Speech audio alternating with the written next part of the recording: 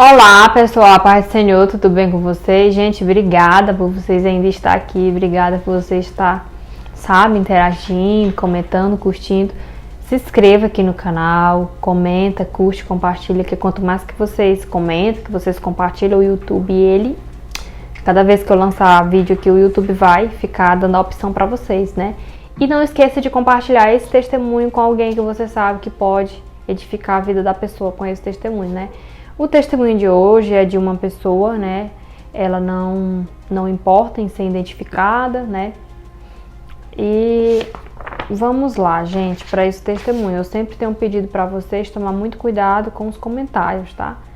Muito cuidado com os comentários. E esse testemunho de hoje é mais um daqueles, prova viva de que Deus faz milagre. Só Deus pode fazer milagres, só Deus pode fazer milagres, somente Deus. Então esse é mais um daqueles que a gente vê a mão de Deus, né, estendida sobre a pessoa em todo o tempo.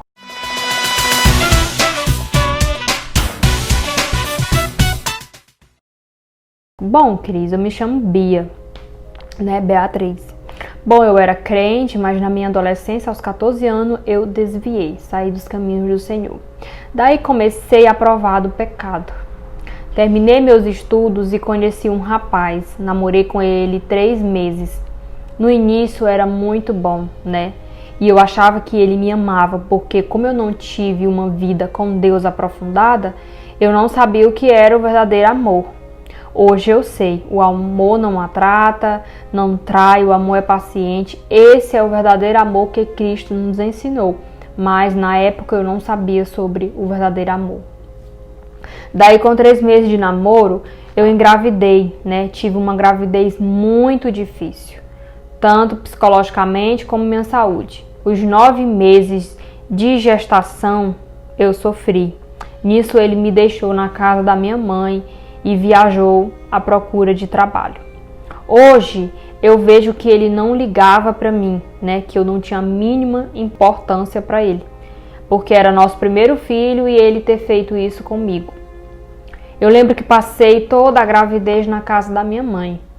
Quando eu falei para ele que estava grávida, eu achava que ele ia ficar muito feliz, porque geralmente essas é a reação que os pais têm, né? Mas ele mudou totalmente comigo e mudou para pior.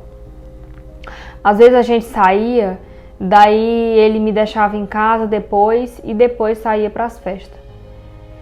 Daí eu mandava mensagem e ele falava que se eu não quisesse nada com ele, para ele não fazia diferença nenhuma eu estar com ele ou não. Eu completei os 9 meses de gestação e tive meu primeiro filho, que é a coisa mais preciosa que eu tenho. Daí retornei para a casa da minha mãe, né? Quando ela teve o bebê, ela não foi para a casa dela morar com ele, ela ficou na casa da mãe. Ela já estava na casa da mãe, né? Ela retornou para a casa da mãe.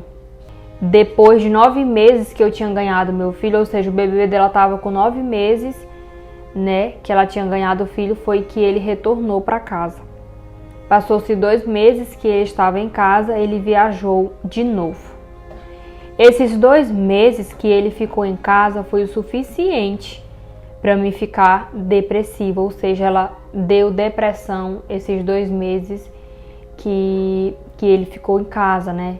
Para quem não sabe, eu também não sei porque eu não sou mãe ainda, mas eu sempre vejo comentário de amigas, de pessoas conhecidas que quando tem bebê, a mulher ela fica muito sensível, né? Não só no início, fica muito sensível.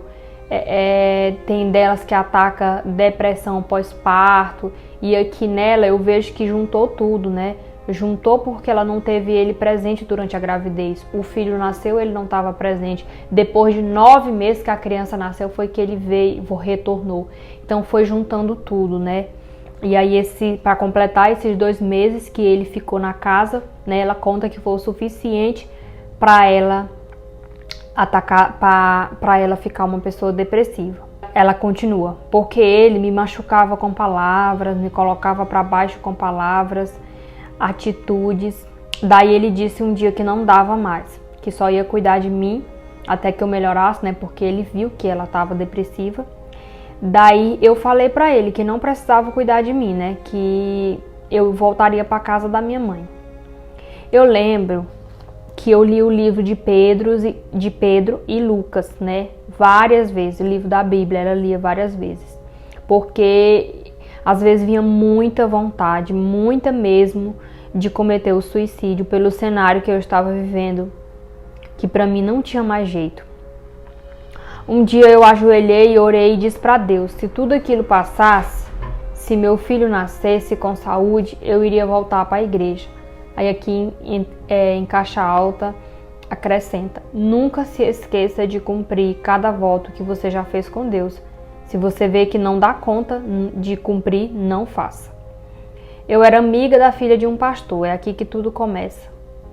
É aqui que minha vida começa a mudar, né? Eu era amiga da filha de um pastor, daí um dia eu fui na casa dela, visitar ela normal.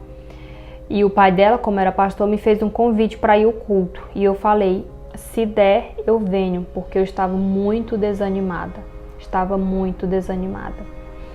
Daí eu fui. Naquele dia tinha um pregador e um cantor muito usado. Naquele dia eu me reconciliei com Deus, depois de 5 anos que eu havia me afastado dos caminhos do Senhor. Quando eu saí de casa para ir no culto, eu estava sem perspectiva. Eu nunca imaginava que eu iria retornar para casa daquele culto, depois do culto, né? Ela fala que nunca imaginava que ia voltar do culto reconciliada com Deus, né? Daí eu falei para ele, né? Ela fala aqui que falou para ele, para o pai do bebê dela, que havia reconciliado. Daí ele disse, tudo bem, é você quem sabe.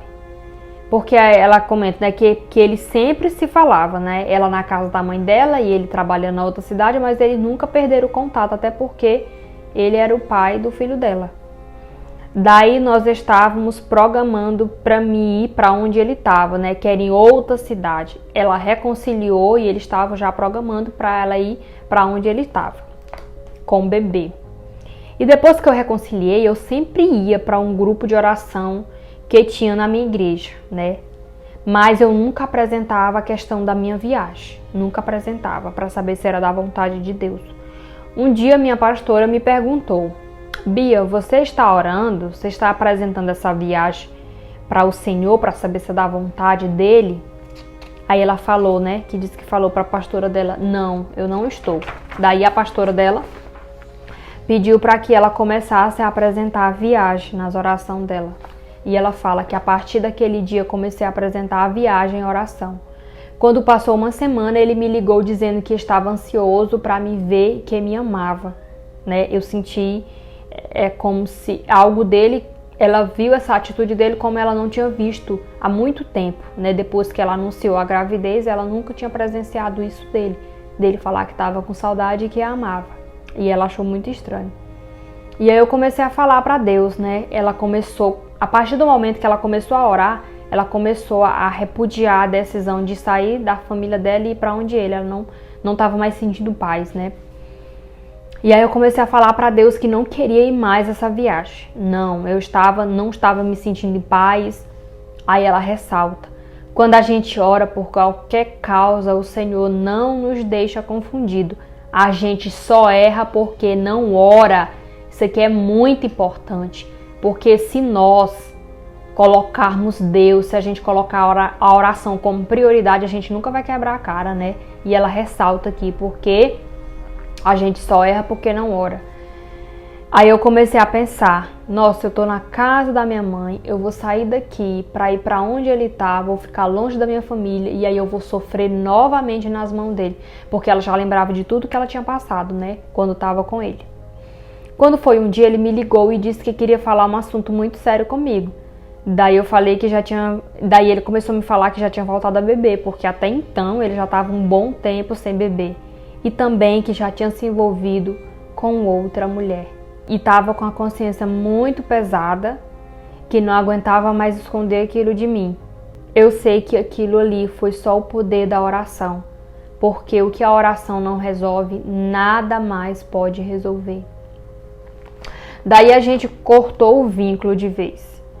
Aí eu sofri por alguns dias, porque ele era o pai do meu filho, e meu filho foi crescendo e sem um pai presente, e eu fui sofrendo com isso.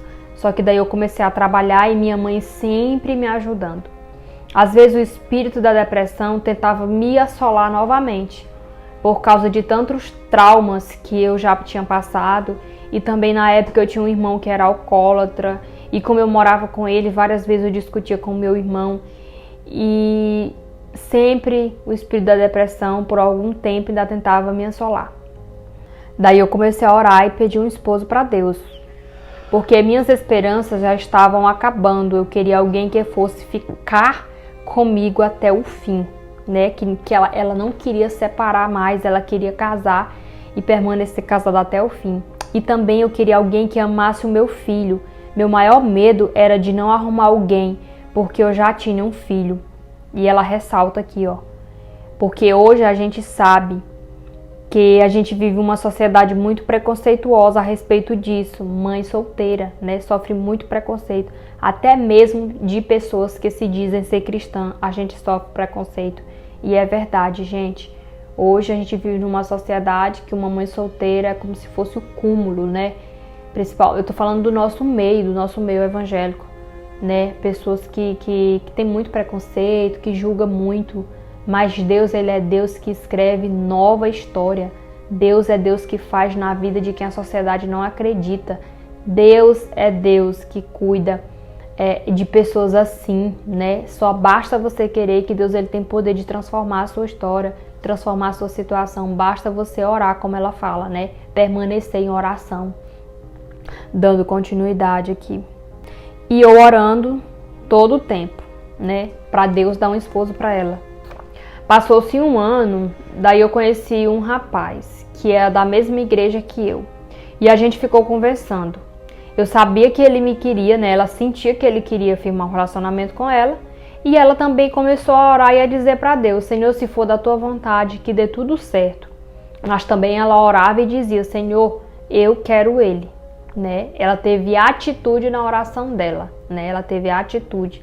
Eu acho muito interessante, porque às vezes a gente tem que diferenciar a atitude de ser atirada. Tem mulher que é atirada, agora tem mulher que tem atitude, né? Ruth teve atitude. Quando ela sai da terra de Moab com a sogra dela, com a Noemi, quando ela chega na terra de Boaz, ela teve a atitude. A sogra pede para ela ir, ela vai. Ela poderia dizer: não, sogra, eu não vou, isso é vergonhoso. Não, mas ela teve a atitude de ir. Então, assim, há diferença entre atitude e de ser atirada. Ou seja, tenha atitude, não seja atirada. E ela fala, né, que começou a orar para Deus e dizer que queria ele. E ela ressalta: a gente tem que ser muito sincera como falar das nossas vontades, dos nossos sonhos, porque o Senhor não rejeita um coração sincero, né?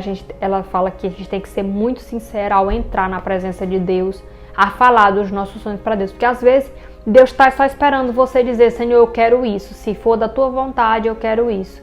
E às vezes Deus não dá porque você não é clara, você não tem atitude, né? E ela dá continuidade. Aí um dia, em um culto, ele pediu para falar comigo. E eu disse: vai na minha casa. Daí ele foi na minha casa e a partir desse dia a gente começou a namorar, né? Tá vendo? Ela teve a atitude de orar e na hora que ele chama ela para conversar, ela tem a atitude de dizer para ele ir na casa dela. E a partir daquele dia eles começaram a namorar. Daí a gente namorou 9 meses, aí casamos. Só que quando eu estava noiva, eu quase desisti. O inimigo investiu muito no meu psicológico, né? Como eu já tinha passado por um relacionamento conturbado, eu achava que não ia dar certo. Daí chamei ele para fazermos uma campanha, mas não disse o motivo para não deixar ele triste, porque ele tinha alguns traumas também. No nosso financeiro, para fazermos o casamento, estava totalmente negativo. E já no dia do casamento foi que apareceu o dinheiro para a gente organizar as coisas. Ela ressalta, né? Na fase de noiva, o diabo vai fazer até você duvidar que seu noivo é projeto de Deus para você. Mas fique em oração todo o tempo, que com Cristo a gente sempre vence. Daí casamos, ele sonhava em ser pai, porque ele já tinha passado por relacionamentos frustrados também. Já tinha sido casado e não foi bom. Ele tinha um filho e esse mesmo veio a falecer. Por isso ele tinha um sonho em ser pai. Daí um dia a gente decidiu que teríamos o nosso filho, mas eu tinha muito medo porque minha primeira gravidez eu sofri, tanto no psicológico quanto na minha saúde, né? E hoje nós estamos com 3 anos de casada e já temos um filho, o Samuel. E foi uma gravidez muito saudável. Eu vi o quanto é diferente quando você serve ao Senhor. E hoje o meu esposo é do jeito que eu pedi a Deus. Ama meu filho do outro relacionamento como se fosse dele. E ela ressalta: a palavra que eu tenho para você que está em um relacionamento onde você não tem mais paz, para você que não acredita mais que será feliz de verdade um dia, para você que é mãe solteira, apenas ore, porque não adianta a gente querer no nosso tempo, porque o melhor tempo é o tempo do Senhor. Não desista de sonhar. Deus tem o melhor para cada um de nós. Os planos que Ele tem para nós é maior do que qualquer renúncia que nós fazemos. O diabo vai fazer você desistir de todo o tempo de espera, mas não desista, porque é grande o que Ele tem para você. Não deixe pessoas com palavras e atitude tirar seu foco. Muitas pessoas me falavam: mulher, não vai dar certo, ele não é o pai do seu filho. E hoje eu sou a prova viva dos milagres de Deus. Deus fez na minha vida e também pode fazer na sua, né? Muito abençoado esse testemunho, muito edificante.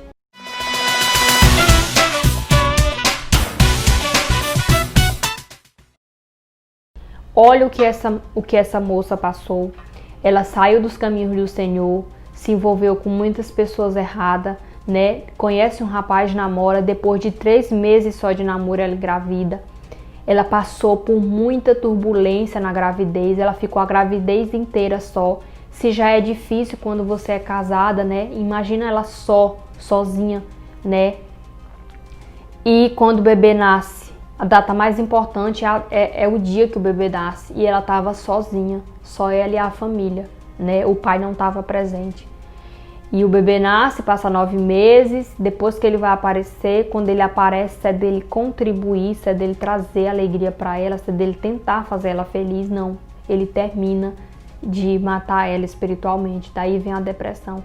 Então assim, você que é mãe solteira, você que já passou por um casamento conturbado, né? Você que não tá namorando ainda, ore, porque se você não tá namorando ainda, ore para que o Senhor venha dar a pessoa que Ele escolheu para você, para que você não venha entrar em relacionamento errado, para que você não venha sofrer, para que você não venha se decepcionar. O Senhor não tem prazer quando a gente anda triste, quando a gente anda cabisbaixo. E para você que já foi casada, que tem filho, que não tem mais perspectiva de vida, olha o que Deus fez na vida dessa moça.